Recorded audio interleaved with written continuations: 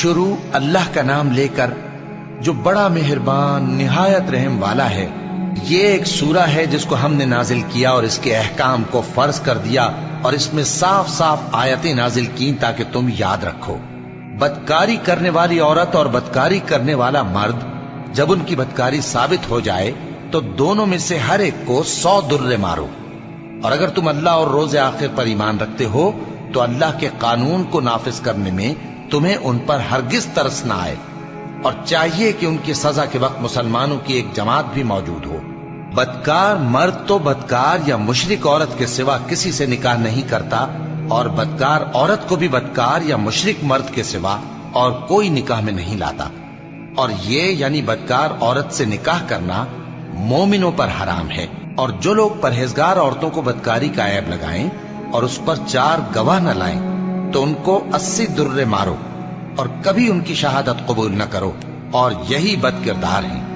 ہاں، جو اس کے بعد توبہ کر لیں اور اپنی حالت سنوار لیں تو اللہ بھی بخشنے والا ہے، مہربان ہے۔ اور جو لوگ اپنی بیویوں پر بدکاری کی تہمت لگائیں اور خود ان کے سوا اور گواہ نہ ہوں تو ہر ایک کی شہادت یہ ہے کہ پہلے تو 4 بار اللہ کی قسم کھائے کہ بے شک وہ سچا ہے، اور 5ویں بار یہ کہے کہ اگر وہ جھوٹا ہو تو اس پر اللہ کی لعنت۔ اور عورت سے سزا کو یہ بات ٹال سکتی ہے کہ وہ پہلے 4 بار اللہ کی قسم کھائے کہ بے شک یہ جھوٹا ہے، اور 5ویں دفعہ یوں کہے کہ اگر یہ سچا ہو تو مجھ پر اللہ کا غضب نازل ہو۔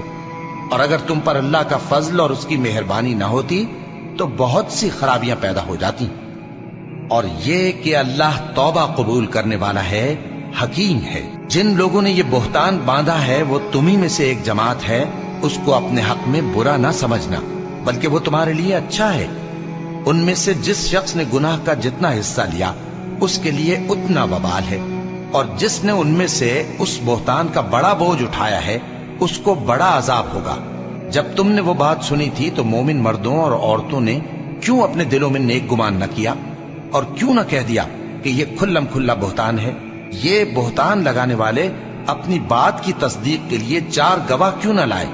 تو جب یہ گواہ نہیں لا سکے تو اللہ کے نزدیک یہی جھوٹے ہیں۔ اور اگر دنیا اور آخرت میں تم پر اللہ کا فضل اور اس کی رحمت نہ ہوتی تو جس شغل میں تم منہمک تھے اس کی وجہ سے تم پر بڑا سخت عذاب نازل ہوتا، جب تم اپنی زبانوں سے اس کا ایک دوسرے سے ذکر کرتے تھے اور اپنے منہ سے ایسی بات کہتے تھے جس کا تم کو کچھ بھی علم نہ تھا، اور تم اسے ایک ہلکی بات سمجھتے تھے، حالانکہ اللہ کے نزدیک وہ بڑی بھاری بات تھی۔ اور جب تم نے اسے سنا تھا تو کیوں نہ کہہ دیا کہ ہمیں شایع نہیں کہ ایسی بات زبان پر لائیں؟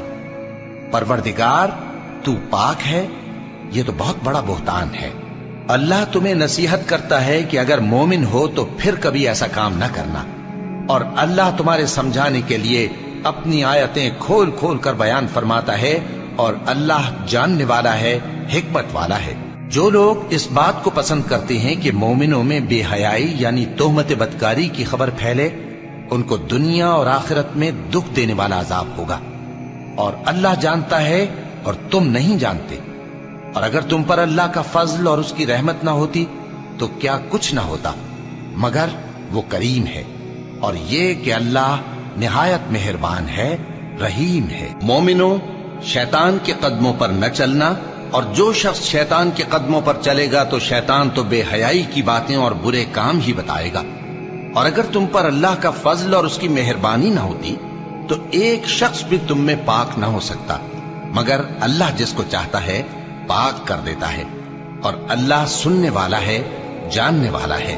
اور جو لوگ تم میں صاحب فضل اور صاحب مال ہیں وہ اس بات کی قسم نہ کھائیں کہ رشتہ داروں اور محتاجوں اور وطن چھوڑ جانے والوں کو کچھ نہیں دیں گے، اور ان کو چاہیے کہ معاف کر دیں اور درگزر کریں۔ کیا تم پسند نہیں کرتے کہ اللہ تم کو بخش دے؟ اور اللہ تو بخشنے والا ہے، مہربان ہے۔ جو لوگ پرہیزگار اور برے کاموں سے بے خبر اور ایماندار عورتوں پر بدکاری کی تہمت لگاتے ہیں ان پر دنیا اور آخرت دونوں میں لعنت ہے، اور ان کو سخت عذاب ہوگا، یعنی قیامت کے روز جس دن ان کی زبانیں اور ہاتھ اور پاؤں سب ان کے کاموں کی گواہی دیں گے۔ اس دن اللہ ان کو ان کے اعمال کا پورا پورا اور ٹھیک ٹھیک بدلہ دے گا، اور ان کو معلوم ہو جائے گا کہ اللہ برحق اور حق کو ظاہر کرنے والا ہے۔ ناپاک عورتیں ناپاک مردوں کے لیے ہیں اور ناپاک مرد ناپاک عورتوں کے لیے، اور پاک عورتیں پاک مردوں کے لیے ہیں اور پاک مرد پاک عورتوں کے لیے۔ یہ پاک لوگ ان جھوٹوں کی باتوں سے بری ہیں اور ان کے لیے بخشش اور نیک روزی ہے۔ مومنوں، اپنے گھروں کے سوا دوسرے لوگوں کے گھروں میں گھر والوں سے اجازت لیے اور ان کو سلام کیے بغیر داخل نہ ہوا کرو، یہ تمہارے حق میں بہتر ہے، اور ہم یہ نصیحت اس لیے کرتے ہیں کہ شاید تم یاد رکھو۔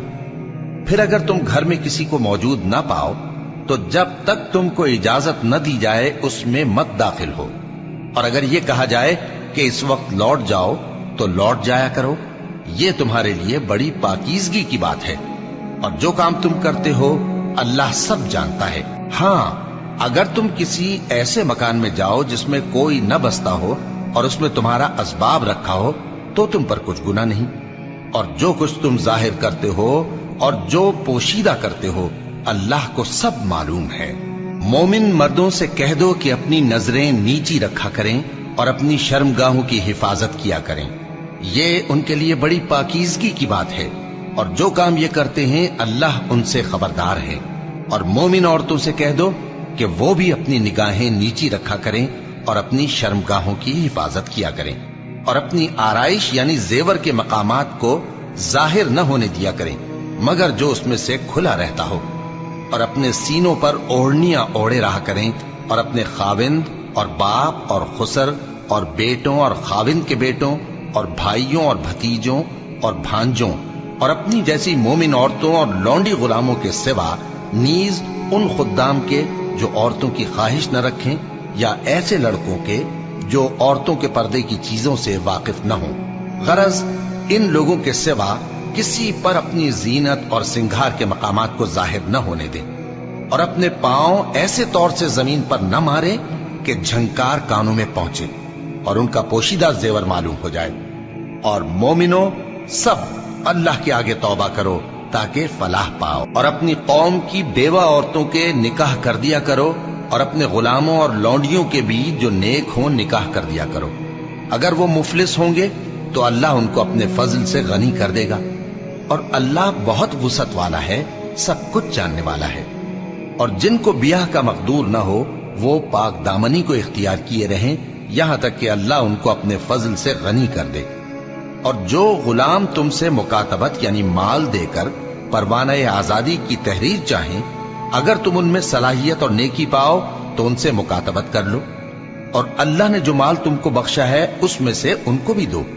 اور اپنی باندیوں کو اگر وہ پاک دامن رہنا چاہیں تو دنیاوی زندگی کے فوائد حاصل کرنے کے لیے بدکاری پر مجبور نہ کرنا، اور جو ان کو مجبور کرے گا تو ان بیچاریوں کے مجبور کیے جانے کے بعد اللہ بخشنے والا ہے، مہربان ہے۔ اور ہم نے تمہاری طرف روشن آیتیں نازل کی ہیں، اور جو لوگ تم سے پہلے گزر چکے ہیں ان کی خبریں اور پرہیزگاروں کے لیے نصیحت۔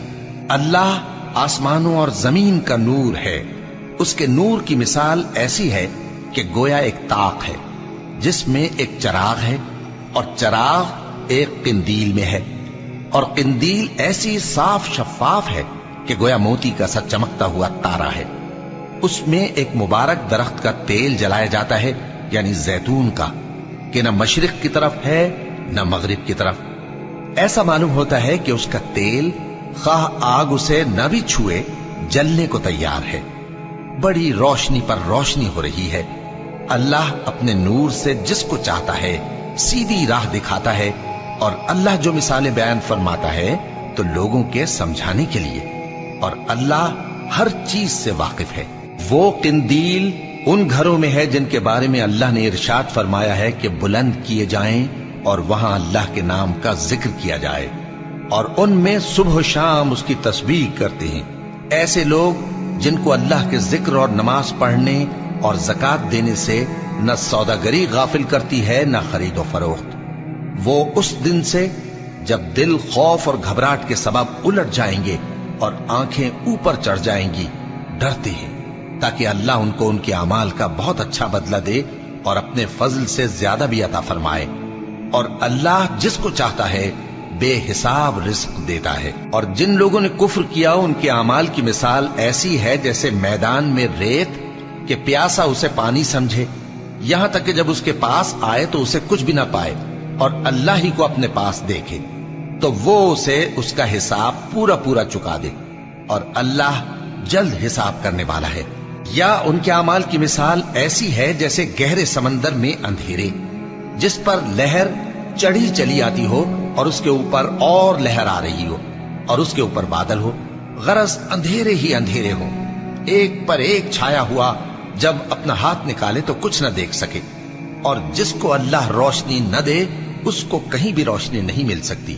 کیا تم نے نہیں دیکھا کہ جو لوگ آسمانوں اور زمین میں ہیں اللہ کی تسبیح کرتے رہتے ہیں، اور پر پھیلائے ہوئے پرندے بھی، اور سب اپنی نماز اور تسبیح کے طریقے سے واقف ہیں، اور جو کچھ وہ کرتے ہیں سب اللہ کو معلوم ہے، اور آسمان اور زمین کی بادشاہی اللہ ہی کے لیے ہے اور اللہ ہی کی طرف لوٹ کر جانا ہے۔ کیا تم نے نہیں دیکھا کہ اللہ ہی بادلوں کو چلاتا ہے، پھر ان کو آپس میں ملا دیتا ہے، پھر ان کو تہ بتہ کر دیتا ہے، پھر تم دیکھتے ہو کہ بادل سے مے نکل کر برس رہا ہے، اور آسمان میں جو اولوں کے پہاڑ ہیں ان سے اولے نازل کرتا ہے، تو جس پر چاہتا ہے اس کو برسا دیتا ہے اور جس سے چاہتا ہے ہٹا رکھتا ہے۔ اور بادل میں جو بجلی ہوتی ہے اس کی چمک آنکھوں کو خیرہ کر کے بینائی کو اچکے لیے جاتی ہے۔ اللہ ہی رات اور دن کو بدلتا رہتا ہے، اہل بصارت کے لیے اس میں بڑی عبرت ہے۔ اور اللہ ہی نے ہر چلنے پھرنے والے جاندار کو پانی سے پیدا کیا، تو ان میں سے بعض ایسے ہیں کہ پیٹ کے بل چلتے ہیں، اور بعض ایسے ہیں جو 2 پاؤں پر چلتے ہیں، اور بعض ایسے ہیں جو 4 پاؤں پر چلتے ہیں۔ اللہ جو چاہتا ہے پیدا کرتا ہے، بے شک اللہ ہر چیز پر قادر ہے۔ ہم ہی نے روشن آیتیں نازل کی ہیں، اور اللہ جس کو چاہتا ہے سیدھے راستے کی طرف ہدایت کرتا ہے۔ اور بعض لوگ کہتے ہیں کہ ہم اللہ پر اور رسول پر ایمان لائے اور ان کا حکم مان لیا، پھر اس کے بعد ان میں سے ایک فریق پھر جاتا ہے، اور یہ لوگ صاحب ایمان ہی نہیں ہیں۔ اور جب ان کو اللہ اور اس کے رسول کی طرف بلایا جاتا ہے تاکہ پیغمبر ان کا قضیہ چکا دیں، تو ان میں سے ایک فریق منہ پھیر لیتا ہے، اور اگر ان کو حق ملتا ہو تو اس کی طرف قبول کر کے چلے آتے ہیں۔ کیا ان کے دلوں میں بیماری ہے، یا یہ شک میں ہیں، یا ان کو یہ خوف ہے کہ اللہ اور اس کا رسول ان پر ظلم کریں گے؟ نہیں، بلکہ یہ خود ہی ظالم ہے۔ مومنوں کی تو یہ بات ہے کہ جب اللہ اور اس کے رسول کی طرف بلائے جائیں تاکہ وہ ان میں فیصلہ کریں تو کہیں کہ ہم نے حکم سن لیا اور مان لیا، اور یہی لوگ فلاح پانے والے ہیں۔ اور جو شخص اللہ اور اس کے رسول کی فرما برداری کرے گا اور اس سے ڈرے گا اور اس کا تقوی اختیار کرے گا تو ایسے ہی لوگ مراد کو پہنچنے والے ہیں۔ اور یہ اللہ کی سخت سخت قسمیں کھاتے ہیں کہ اگر تم ان کو حکم دو تو سب گھروں سے نکل کھڑے ہوں۔ کہہ دو کہ قسمیں مت کھاؤ، پسندیدہ فرما برداری درکار ہے، بے شک اللہ تمہارے سب اعمال سے خبردار ہے۔ کہہ دو کہ اللہ کی فرما برداری کرو اور رسول کے حکم پر چلو، اگر منہ موڑو گے تو رسول پر اس چیز کا ادا کرنا ہے جو ان کے ذمے ہے، اور تم پر اس چیز کا ادا کرنا ہے جو تمہارے ذمے ہے۔ اور اگر تم ان کے فرمان پر چلو گے تو سیدھا رستہ پالو گے، اور رسول کے ذمے تو صاف صاف پہنچا دینا ہے۔ جو لوگ تم میں سے ایمان لائے اور نیک کام کرتے رہے ان سے اللہ کا وعدہ ہے کہ ان کو ملک کا حاکم بنا دے گا، جیسا ان سے پہلے لوگوں کو حاکم بنایا تھا، اور ان کے دین کو جسے اس نے ان کے لیے پسند کیا ہے مستحکم و پائیدار کرے گا، اور خوف کے بعد ان کو امن بخشے گا۔ وہ میری عبادت کریں گے اور میرے ساتھ کسی چیز کو شریک نہ بنائیں گے، اور جو اس کے بعد کفر کرے تو ایسے ہی لوگ بد کردار ہیں۔ اور نماز پڑھتے رہو اور زکوٰۃ دیتے رہو اور پیغمبر کے فرمان پر چلتے رہو تاکہ تم پر رحمت کی جائے۔ اور ایسا خیال نہ کرنا کہ کافر لوگ ہم کو زمین میں مغلوب کر دیں گے، ان کا ٹھکانہ دوزخ ہے اور وہ بہت برا ٹھکانہ ہے۔ مومنوں، تمہارے باندی غلام اور جو بچے تم میں سے بلوغ کو نہیں پہنچے 3 دفعہ یعنی 3 اوقات میں تم سے اجازت لیا کریں، ایک تو نماز فجر سے پہلے، اور دوسرے گرمی کی دوپہر کو جب تم کپڑے اتار دیتے ہو، اور تیسرے عشاء کی نماز کے بعد۔ یہ 3 وقت تمہارے پردے کے ہیں، ان کے آگے پیچھے یعنی دوسرے وقتوں میں نہ تم پر کچھ گناہ ہے اور نہ ان پر کہ کام کاج کے لیے ایک دوسرے کے پاس آتے رہتے ہو۔ اس طرح اللہ اپنی آیتیں खोल खोल कर बयान फरमाता है, और अल्लाह बड़ा इल्म वाला है, बड़ा हिकमत वाला है। और जब तुम्हारे लड़के बालिग हो जाएं तो उनको भी उसी तरह इजाजत लेनी चाहिए जिस तरह उनसे अगले यानी बड़े आदमी इजाजत हासिल करते रहे हैं। इस तरह अल्लाह तुमसे अपनी आयतें खोल खोल कर बयान फरमाता है, और अल्लाह जानने वाला है, हिकमत वाला है। और बड़ी उम्र की औरतें जिनको निकाह की तवक्को नहीं रही और वो जायद कपड़े उतारकर सर नंगा कर लिया करें तो उन पर कुछ गुनाह नहीं, बशर्ते कि अपनी जीनत की चीजें न जाहिर करें, और अगर इससे भी बचें तो ये उनके हक में बेहतर है। और अल्लाह सुनता है, जानता है। न तो अंधे पर कुछ गुनाह है, और न लंगड़े पर, और न बीमार पर, और न खुद तुम पर कि अपने घरों से खाना खाओ, या अपने बाप दादा के घरों से, या अपनी माओं के घरों से, या भाइयों के घरों से, या अपनी बहनों के घरों से, या अपने चचाओं के घरों से, या अपनी फूफियों के घरों से, या अपने मामुओं के घरों से, या अपनी खालाओं के घरों से, या उस घर से जिसकी कुंजियां तुम्हारे हाथ में हो, या अपने दोस्तों के घरों से। और इसका भी तुम पर कुछ गुनाह नहीं कि सब मिलकर खाना खाओ या जुदा जुदा। फिर जब घरों में जाया करो तो अपने घर वालों को सलाम किया करो। ये अल्लाह की तरफ से मुबारक और पाकीज़ा तोहफा है। इस तरह अल्लाह अपनी आयतें खोल खोल कर बयान फरमाता है ताकि तुम समझो। मोमिन तो वो हैं जो अल्लाह पर और उसके रसूल पर ईमान लाए, और जब कभी ऐसे काम के लिए जो जमा होकर करने का हो पैगंबर के पास जमा हो तो उनसे इजाजत लिए बगैर चले नहीं जाते। ए पैगंबर, जो लोग तुमसे इजाजत हासिल करते हैं वही अल्लाह पर और उसके रसूल पर ईमान रखते हैं। सो जब ये लोग तुमसे किसी काम के लिए इजाजत मांगा करें तो इनमें से जिसे चाहा करो इजाजत दे दिया करो, और इनके लिए अल्लाह से बख्शिश मांगा करो। कुछ शक नहीं कि अल्लाह बख्शने वाला है, मेहरबान है। मोमिनो, पैगंबर के पुकारने को ऐसा ख्याल न करना जैसा तुम आपस में एक दूसरे को पुकारते हो।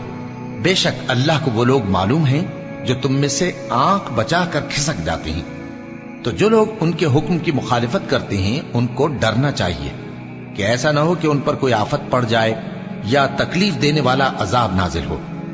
देखो, जो कुछ आसमानों और जमीन में है सब अल्लाह ही का है।